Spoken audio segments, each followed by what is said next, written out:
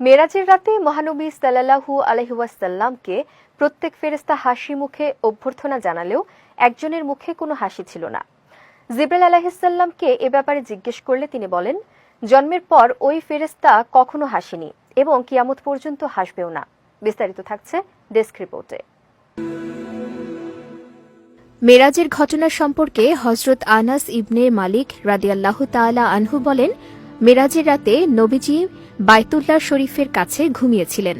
তখন ফেরেশতারা এসে তাকে উঠিয়ে নিয়ে জমজম কূপের কাছে শায়িত করেন, যেখানে জিবরাইল আলাইহিস সালাম নিজ হাতে নবীজির বুক থেকে গলা পর্যন্ত কেটে বুক ও পেটের সবকিছু বের করে জমজমের পানি দিয়ে ধুয়ে পরিষ্কার করেন। এরপর একটি স্বর্ণের পেয়ালা আনা হয়, যা হিকমত ও ঈমানে পরিপূর্ণ। এর মাধ্যমে প্রিয় নবীর বক্ষ ও গলার শিরাগুলি পূর্ণ করে বুক সেলাই করে দেয়া হয়। নবীজিকে দুনিয়ার আকাশে উঠিয়ে নেওয়া হয়। আসমানের দরজাগুলো খোলার জন্য করাঘাত করা হলে ফেরেশতারা জিজ্ঞেস করেন, কে?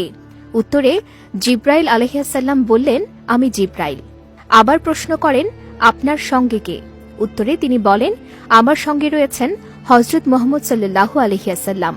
তারা আবার জিজ্ঞেস করেন, তাকে কি ডাকা হয়েছে? জিবরাইল আলাইহিস সালাম উত্তর দেন, হ্যাঁ। এতে সবাই খুশি হন এবং মারহাবা বলে অভ্যর্থনা জানিয়ে তাকে নিয়ে যান। রাসূল সাল্লাল্লাহু আলাইহি ওয়াসাল্লাম বলেন, মেরাজের রাতে আসমানের ভ্রমণ শেষে জিবরাইল আলাইহিস সালাম আমাকে নিয়ে নিচে অবতরণ করলেন। তখন আমি তাকে জিজ্ঞেস করলাম, আসমানে যাওয়ার পর প্রত্যেক আসমানের ফেরেশতারা আমাকে দেখে আনন্দ প্রকাশ করেছেন এবং হাসি মুখে আমাকে স্বাগত জানিয়েছেন ও আমার সঙ্গে মিলিত হয়েছেন, কিন্তু একজন ফেরেশতাকে খেয়াল করেছি তার মুখে কোনো হাসি নেই। তিনি আমার সালামের জবাব দিয়েছেন এবং আমাকে মারহাবা বলে অভ্যর্থনাও জানিয়েছেন, কিন্তু তার মুখে আমি হাসি দেখিনি। তিনি কে? তার না হাসার কারণই বাকি। উত্তরে জিবরাইল আলাইহিস সালাম বললেন, তার নাম মালিক। তিনি জাহান্নামের দারোগা।